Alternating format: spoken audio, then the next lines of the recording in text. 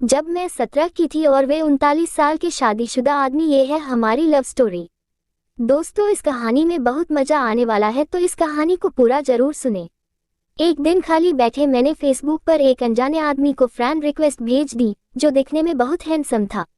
उस आदमी ने उसी रात फेसबुक पर मेरी भेजी फ्रेंड रिक्वेस्ट एक्सेप्ट कर ली। तुम्हें पता है कि तुम इस साड़ी में कितनी खूबसूरत लग रही हो, उसने मैसेज किया। थैंक्स, मुझे भी तुम्हारी डीपी अच्छी लगी। इसी तरह हमने बातें करनी शुरू कर दी। मुझे पता था कि वह 39 साल का शादीशुदा आदमी है, जो 2 बच्चों का बाप भी है। इन सब चीजों के बाद भी हमने अपनी बातें शुरू कर दी। इतना ही नहीं, हमने अपना नंबर भी एक दूसरे के साथ बदल लिया। देखते ही देखते हम एक दूसरे के करीब आ गए और एक दूसरे के बेस्ट फ्रेंड बन गए। फेसबुक पर हम एक दूसरे के साथ बहुत ज्यादा बातें करने लगे और सोशल मीडिया पर ज्यादा से ज्यादा समय बिताने लगे। दूसरी ओर उस आदमी को लगने लगा कि हमारे करीब आने से, इतनी बातें करने से वह अपनी बीवी से दूर जा रहा है। वह अपने बच्चों के साथ दूसरे सेटिंग में रहती थी। वह मुझसे बोलता था, अभी पता नहीं, मैं सारा दिन तुम्हारे बारे में ही सोचता रहता हूँ। मुझे अफसोस है इस बात पर। मैं नेचर से काफी शर्मीली थी। मेरे काफी अच्छे दोस्त भी थे, लेकिन मुहाफिज जैसा दोस्त होना काफी स्पेशल था मेरे लिए। 1 महीने की चैटिंग के बाद हमने स्काइपिंग करना भी शुरू कर दिया। हम उस पर बातें कम और एक दूसरे को घंटों निहारा ज्यादा करते थे। एक रात वह मेरे साथ वीडियो कॉल पर था। उसने बोला, ऐसे देखते देखते कहीं प्यार ना हो जाए। खैर, अब हम रोज ही वीडियो कॉल करने लग गए। हम इतने पास आ चुके थे कि अब हम एक रियल कपल की तरह बिहेव करने लगे थे। हम रोमांस करते, एक दूसरे को चिढ़ाते और थोड़ी लड़ाइयाँ भी करते। कहने का मतलब था कि एक 17 साल की लड़की को 39 साल के आदमी से प्यार हो गया था। प्यार की कोई उम्र नहीं होती। जिस तरह से प्यार की कोई उम्र नहीं होती, उसी तरह से हम दोनों को भी अपना रिश्ता बिल्कुल गलत नहीं लगा। हमें नहीं लगा कि हमने कुछ गलत काम किया है। देखिए, विवाह, मुंडन, नामकरण से लेकर जनेऊ संस्कार के लिए फरवरी की शुभ तिथि जब उसकी बीवी आई, इसी दौरान इसकी बीवी और बच्चे इसे मिलने आए। पर वह फिर भी मुझसे बातें किया करता था, यहाँ तक कि वह अपनी बीवी के सामने भी मेरी कॉल उठा लेता था। उसी दौरान उसकी बीवी उस पर शक करने लगी, क्योंकि अब वह पहले जैसा बिल्कुल भी नहीं रहा। इस वजह से ठंड में कम फिजिकल होते हैं कपल्स, जानकर आप भी होंगे हैरान।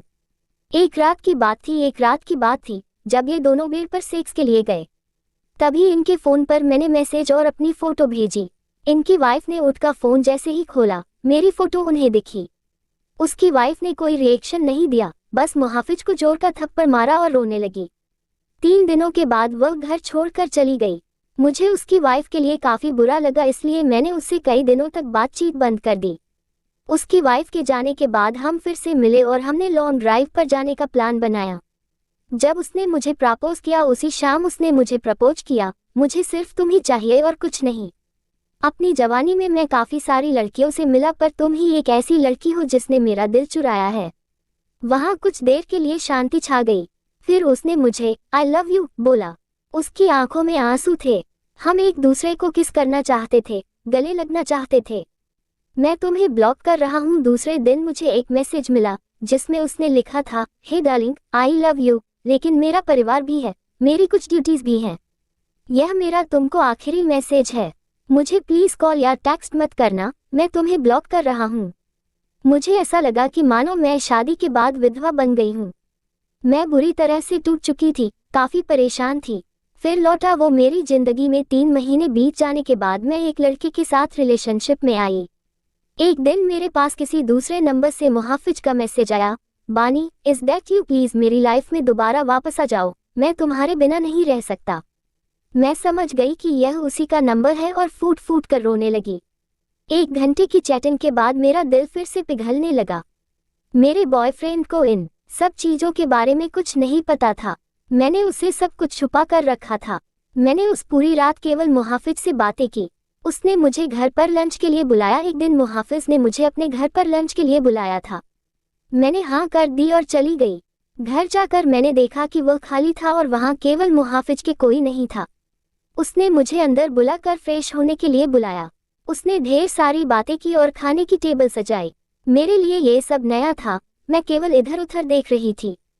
तभी अचानक मैं जैसे ही पीछे मुड़ी, उसके होंठ मेरे होंठों पर थे। हम एक दूसरे को किस करने लगे। मैं भूल गई वह कौन है और मेरी उम्र कितनी है। वह पहला टाइम था जब मैं किसी के साथ सेक्स कर रही थी, वो भी ये जाने कि हमने प्रोटेक्शन ली है या नहीं। अपने प्यार के नाम की वर्जिनिटी, तभी मुझे दर्द का एहसास हुआ और मैंने अपनी वर्जिनिटी उसे दे दी जिससे मैं बेहद प्यार करती थी। मैं उसी दर्द भरी हालत में घर वापस आ गई। दूसरे दिन मुझे काफी अच्छा महसूस हो रहा था। अब मुझे पूरी तरह से एहसास हो चुका था कि वह मुझे कभी नहीं छोड़ेगा। प्यार का एहसास हुआ। अब मैं प्यार पाने के लिए इतनी ज्यादा एक्साइटेड नहीं थी। वर्जिनिटी खोने के बाद मेरी सोच काफी बदल गई। मैं एक औरत बन चुकी थी। उस दिन मुझे पता चल चुका था कि प्यार का असली मायना क्या होता है। एक दिन मैंने अपनी फीलिंग्स के बारे में मुहाफिज को बताया और बोला कि मुझे हमेशा के लिए छोड़ दे। उसने कहा कि कोशिश करेगा। धीरे धीरे मुहाफिज का नाम मेरी जिंदगी से मिटता चला गया। वह हमेशा रहेगा मेरा पहला प्यार। मैंने उसका नंबर डिलीट कर दिया और उसने भी मुझे ब्लॉक कर दिया। मैंने फिर उसे कभी ट्रेस करने की नहीं सोची, लेकिन उसकी यादें आज भी मुझे डराती हैं। मैं खुश थी कि मैं इस अजीब से लगने वाले रिश्ते से बाहर आ गई, लेकिन आज भी वह आदमी मेरा पहला प्यार रहेगा। दोस्तों, आपको ये कहानी अच्छी लगी हो तो इस चैनल को सब्सक्राइब कर ले और वीडियो को लाइक करें। धन्यवाद मेरे प्यारे दोस्तों।